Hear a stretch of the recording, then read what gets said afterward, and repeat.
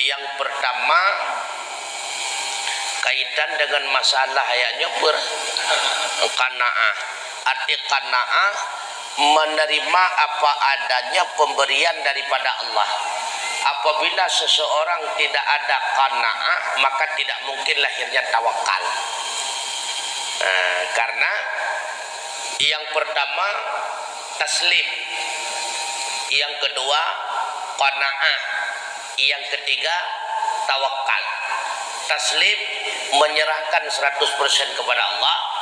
Tawakal hampir sama dengan taslim, tidak mengeluh. Qanaah lebih tinggi lagi. Jadi kiat-kiat supaya kita memiliki sifat qanaah, menerima apa adanya daripada Allah.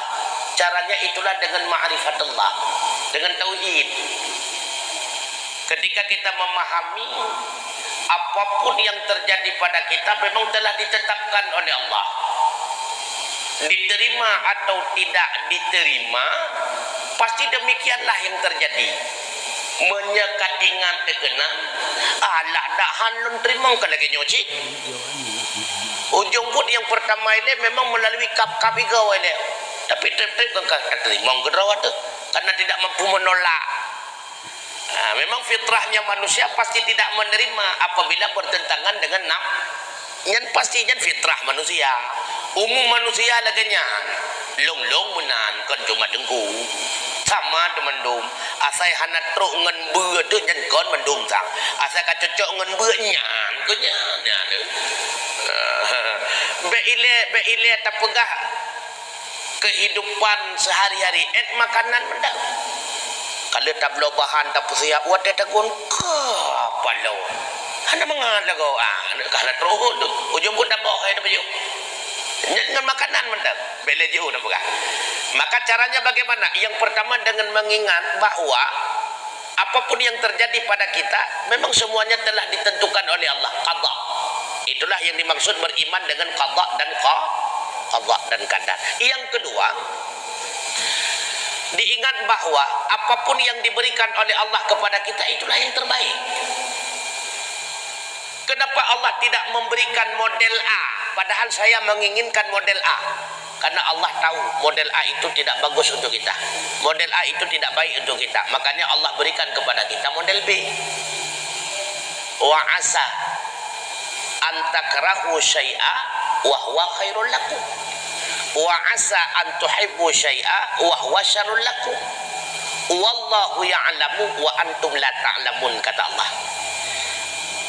Kemungkinan kadang-kadang sesuatu yang engkau benci padahal itulah yang paling baik untuk kalian, dan kemungkinan sesuatu yang kalian inginkan padahal dianya itu yang paling buruk buat kalian. Wallahu ya'lamu, Allah yang paling paham apa yang baik untuk kita, apa yang tidak. Wa antum la ta'lamun, sedangkan kalian tidak pernah paham apa yang baik dan yang tidak baik.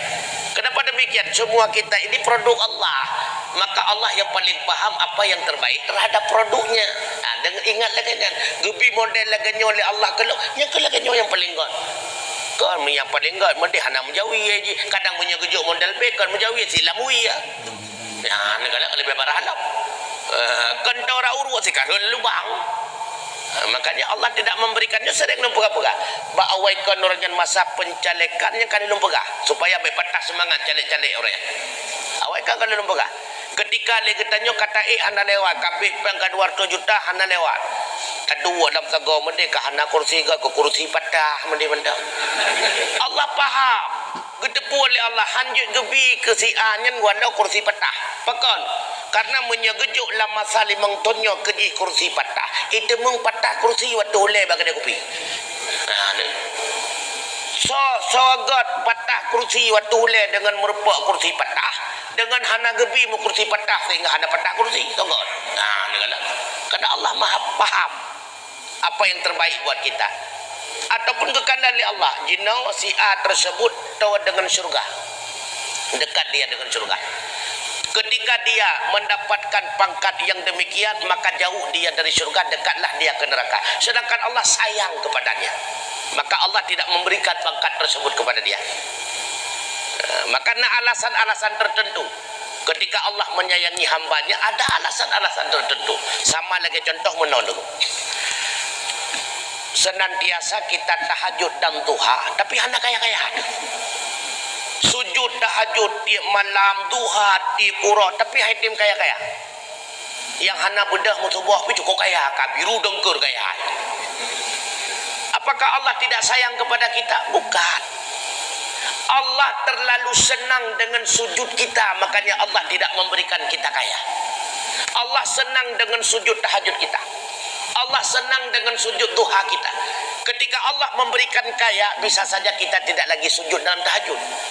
Karena kata tercapai keinginan, bisa saja kita tidak lagi sujud dalam duha.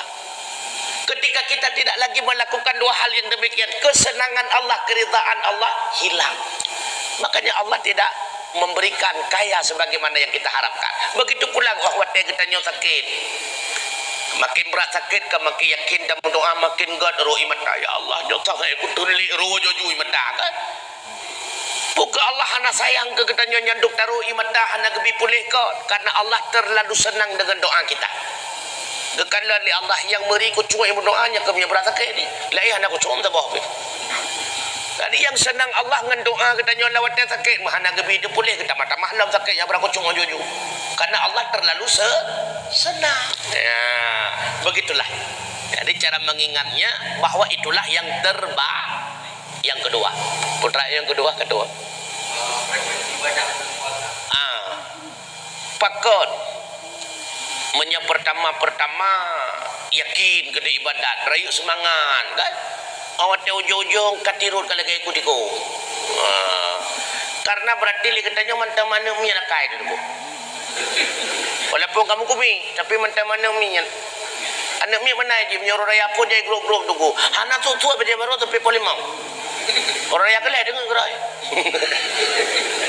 Berarti katanya walau kamu kumi anak mi nya, namanya jerit dah.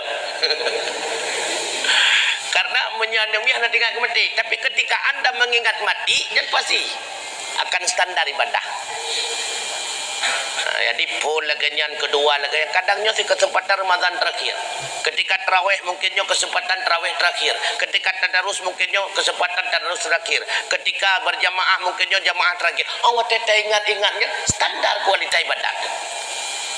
Jadi sering teringat mati, makanya sering ulang-ulang. Orang yang cerdas adalah orang yang paling banyak mengingat kematian dan paling siap sedia mempersiapkan bekal menghadapi kematian. Itu orang yang paling cerdas.